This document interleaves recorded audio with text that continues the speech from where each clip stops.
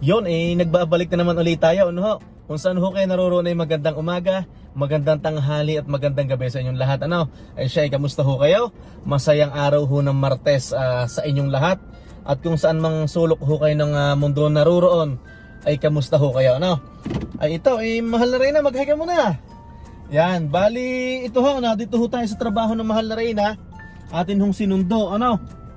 At tayo ho maghuntahan habang pauwi ho tayo ng bahay, ano? Talaga ho kalat na kalat ho sa social media at saka sa mga balita ho ang nangyayari ho ngayon dito sa Canada. Marami ho tayong mga kababayan ang talagang umaasa na ang Canada ho ang makakapagbigay sa kanila ng magandang buhay, ano ho. Pero kung tutuusin ho, hindi lang ho Canada Siyempre marami ho ding mga apektado na ibang lahi na nakikipagsapalaran ho dito sa Canada, no? Sa totoo lang ho, may napanood akong balita sa TV, interview kay Yusek, sino ba yon? Yusek Eduardo de Vega ng DFA, na ang sabi niya ho daw noong year 2022 ang pumunta ho daw dito ng mga student visa daw ay nasa 23,000 yata, 245. Tapos noong year 2023 mas nadagdagan pa ho, mahigit ho daw 24,000, ano ho.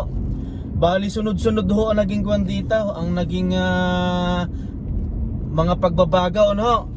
Ano nga ba nangyari doon sa mga estudyante na parang kung ikaw ay hindi masteral, ano ba yun? Kung hindi masteral yung kinukuhang course dito, hindi ka na mabibigyan ng PGWP. Okay. So, piling-pili ang mangyayari. So, after mo mag-aral, uuwi ka ng Pilipinas. uuwi na, hindi ka na mabibigyan ng yung postgraduate. Yung postgraduate, oo. So, hindi, kasi parang siguro nila, medyo marami na kasing estudyante talaga. Hindi lang naman Filipino Hindi lang, Tapos ang Indians, di ba? Tapos ang sabi pa ni Yusek Eduardo de Vega ng DFA ang pinakamarami ho daw ay Indian, tapos pangalawa ang Chinese, tapos pangatlo ang Pinoy ho na international student, ano. Sa totoo ho lang may housing crisis na. Tsaka yung unemployment, di ba? Parang naaapektuhan yung mga lokal, yung mga Canadian, ano? Canadians, yung mga permanent residents, mga citizen, marami ng unemployed.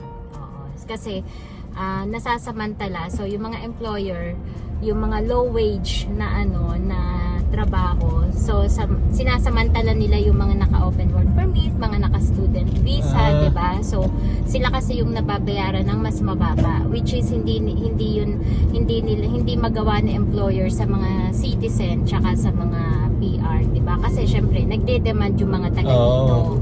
So ngayon mas pinipili nila yung mga estudyante, mga open work permit. So naa-abuse.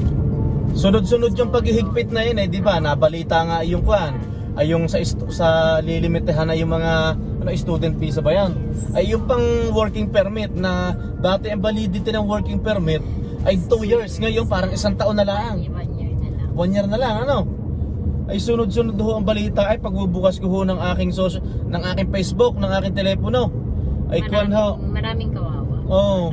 Matindi ho ang rally dito sa may Toronto, sa Ontario. So ito yung sinasabi ko kinukwento ko sa iyo na parang naulit. So after 10 years naulit na nagbabawas na naman sila ng mga foreign nationals dito. Di ba maiba tayo? Di ba yung mga halimbawa yung nagka-problem dito sa parang sa tourist din? Di ba ito naman bawal talagang mag-apply ang tourist dito, ang visitor visa? Hindi, binigyan sila ng pagkakataon. Binigyan sila ng Nung nagka-COVID, ano? After COVID, dahil nga kulang, maraming nagsara, tapos maraming nagbukas after ng COVID. So ngayon nangailangan talaga ng tao. Okay, oo. So binigyan ng pagkakataon yung mga tourists na makapag-apply ng Yun yung matapos yung pandemic, no? Yes, oo. Tapos ngayon, sumobra naman. So, siguro, hindi na balance, di ba? So, medyo marami na yung... Ang pagkakaintindi ko pa ho doon sa report, nasa 70,000 international student ang pwedeng ma-deport, ano ho? Pag, yung, hindi naman ma-deport, yung after ng klase nila ay need nilang umuwi. Kung yung kursong tinapos nila ay hindi yung... Lalo yung mga vocational, mga vocational certificate, yung mga ganun. Pero hindi naman lahat yung mapapauwi. Pipili doon nung... Pipili. Hindi kasi ang ano nga nila, yung mga mga masteral, yung mga yung mga naka 4 years degree ang pinag-aaralan dito. So sila yung sila yung makakastay. Pero pag mga vocational lang certificate, So ibig sabihin na ibig sabihin kung ikay magmumula sa atin sa Pilipinas ay mag-isip ka na ng kurso na kukunin mo dito. yes. Na yung parang kailangan ng Canada, ano? Masteral ka dito. Hindi yung mag-a-apply ka dito as a student, yung kukuha ka lang minsan ng mga 1 year ganyan. Yung mga maiikli. Para lang magka-visa, which is kasi ganun yung Ang nakakalungkot pati dyan, yun yung ano ba yun? Yung work permit dati 2 taon, gagawin na lang 1 taon. Ano? Kainaman na nangyayari. So ibig sabihin ho, ito hong 2024 o kaya itong parating na 2025, hindi ito yung panahon para sumugal sila para pumunta dito sa Canada. Pwede pa naman pumunta dito, pwede pa naman mag-tourist o mamasyal.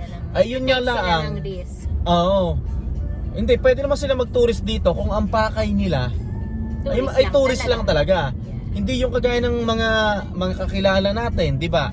Na yung ang pakay dito kaya nag-tourist, kaya nagbenta ng bahay, nagbenta ng sasakyan, magtutourist ho daw sa Canada. Pero maghahanap naman ho ng trabaho. Wala naman ho masama doon dahil halos ho lahat naman ng kababayan natin ginagawa. Ay kaso nga lang ho'y nagkahigpitan na. Ay ipagpaliban nyo muna ho at talagang naghihigpit na ho dito sa Canada. Pero nasa sa kanila naman yun kung gusto pa rin nila. May nag-message nga sa akin sa Messenger na ang sabi sa akin sabi sa akin, idol, kamusta na? Ang sabi niya sa akin, gumuhong pangarap sa Canada. So, which is totoo, oo, nakakalungkot. Tsaka kasi, biro mo, naka-tourist ka or naka-student visa ka, makakahanap ka ng lamia worth 15,000, worth 20,000, diba? So, dahil sa kagustuhan ng mga kababayan nating magstay, sumusugal talaga, pinapatos yung ganun. Parang wala na ngayon yung yung for example, halimbawa, yung mag-asawa pupunta dito sa Canada, yung asawa student visa, yung isa open work permit, wala nang ganun ngayon, ano? Mahirap na. Meron pa rin naman siguro kung mga yun yung mga masteral. Oo, pwede yun. Pero yung mga parang yung mga yung mga care aid, mga ganyan. Pwede yun. Yung mga 9 months, parang malabo na. Basta hindi ko masabi kung ano yung mga applicable na mga kurso Pero ang alam ko, isa yung parang nadinig ko dito sa balita, yung basta yung related sa healthcare aid, pwede yun. Healthcare. Oo. Tapos yung parang mga mga construction. Yeah, sa construction pwede. Sa farming. Sa farming. Yan. Agriculture. Yan.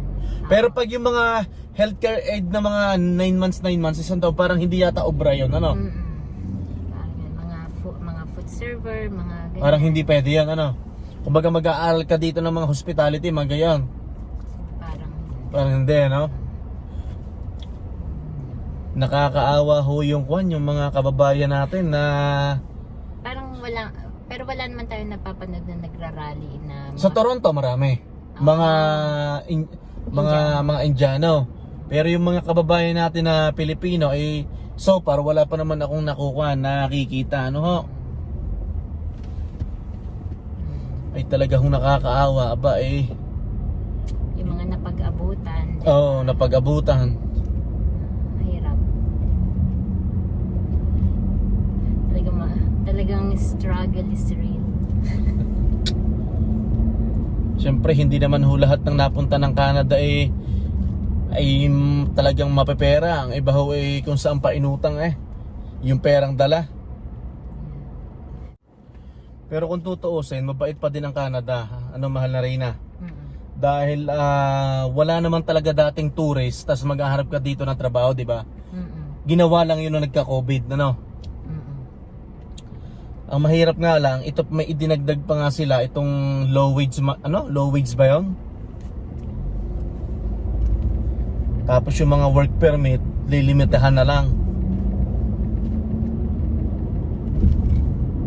Talaga hong dahil ang nagiging dahilan ho ng paghihigpit na 'yan ay yung parang house crisis. Napanood ko din sa balita 'yan. House crisis tsaka yung mga lokal, yung mga taga rito. Yung mga citizen dito sa Canada, yung mga taga rito ho talaga na sila yung parang nawawalan ng trabaho. parang nagkakaroon ng unemployment Kasi yung mga a-applyan ng mga lokal na fill in na nung mga naka-student or open work permit. So naaagawan kumbaga.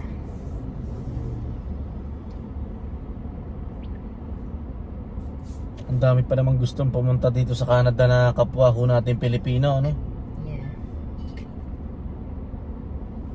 Kahit ho ako, may mga kamag-anak, mga kaibigan doon sa amin sa Batangas na gusto hong makapunta dito sa Canada. Pero siguro naman, pag naayos, babalik sa normal yan, ano? Kaya nga pag kunwari naka-apply ka dito, nandito ka, lahat ng pwede mong gawing paraan nga para ma-PR ka, gawin mo na. Huwag ka nang mag-aksaya ng panahon, diba? Kasi pabago-bago ang sistema, ang rules ng government ng Canada. Tama. Agree naman ako doon. Na may mga biglaan. Tsaka ho lalo na ho sa mga bagito, yun ho mga bagong dating dito sa Canada, ay talaga ho mag-iipon ho kayo dahil halimbawa ho gayan na nagkakaproblema, tapos ho minsan inasasagad ho kayo sa budget, ay paiba-iba ho ang batas dito. May mga nababasa pa ho ako sa social media na parang estudyante, parang mga yung hindi pa PR, ay parang may mga sasakyan agad na hinuhulugan dito. Ay mahirap ho yun. Naanohan na ako niyan naranasan ko na yan. Yung hindi natin inasikaso na kagad yung papers natin ng PR, 'di ba? Tanda mo 'yon. Tapos pinatagal ko pa, hindi ko na-submit. Biglang nag-freeze ang PNP ng Alberta. Tapos nung mag-resume, nung tumatanggap na uli sila ng application for PR ng Alberta, nung nag-open, papaso na yung So yung ikinukwento mo yan, yung unang dating mo ng Canada? Yes. Okay. Nung dumating ho, mahal na Reyna sa Canada, doon po siya dumating sa Port McMurray, ano po, yan. Tapos hindi po siya napagkalooban, hindi po siya na permanent resident, umuwi ng Pilipinas. Ngayon nung bumalik siya ng Canada, kasama na po ako, kasama na kami. Doon naman po kami bumagsak sa probinsya ng Newfoundland and Labrador, isa sa mga Atlantic province, ano. Basta kung may pagkakataon, gawin na kagad, wag nang mag-accept. Tsaka ho, yung mga nababasa ko talaga sa social media, mga payo ho talaga ay mag-ipon ho na mag-ipon. At halimbawa nga ho, yan, yung mga pagkakataong ganito, mapapauwi yung mga estudyante pagkatapos mag-aral, kasi nag-i-expect sila, no, na pagkatapos mag-aral ay may PGWP. Magkakaroon ng working permit, di ba? Yeah, tapos magiging way para ma-PR. Oo. Diba? Tapos biglang nagbago. Suddenly, bigla-bigla na lang.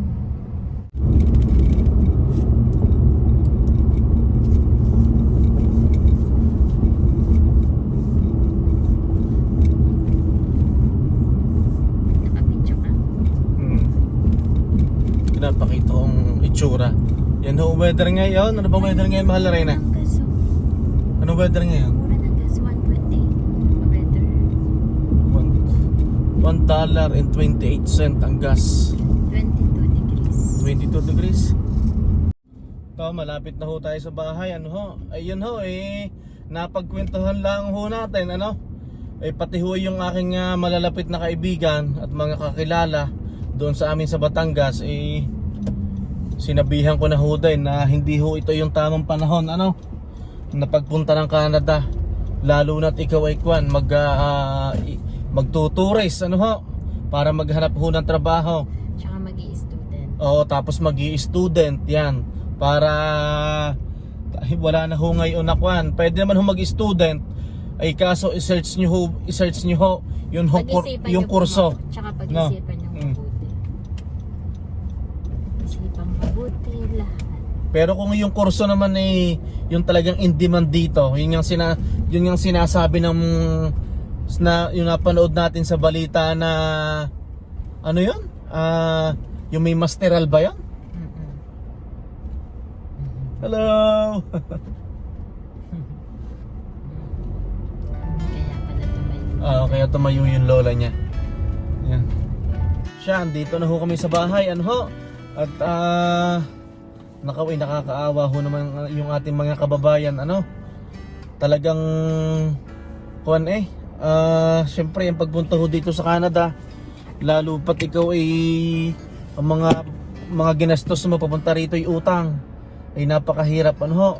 Ay siya ay hindi ho matatapos ang araw na ito na hindi ho kami nagpapaalam sa inyo, ano ho? Kung saan ho kayo naroroon ay magandang umaga, magandang tanghali at magandang gabi sa inyong lahat, ano ho? Huwag ho kayo mawala ng pag-asa. Hanggang sa muli ho. Yan ho Kwan. Magbabago. Yan magbabago pa rin, ano ho? Patapusin lang natin election. Ganun ba yan? Syempre, kasi nga ang punot dulo nga daw niyan, yung housing crisis, tsaka yung mga taga rito talaga sa Canada, yung mga lokal, yung mga Canadian, nawawalan daw sila ng, 'di ba, ng trabaho, walang mapasukan trabaho. Kasi tama ang sinasabi mo, fini-fill in ng mga estudyante, ano? Ay siya, maraming salamat to at masayang araw ho ng Martes sa ating lahat.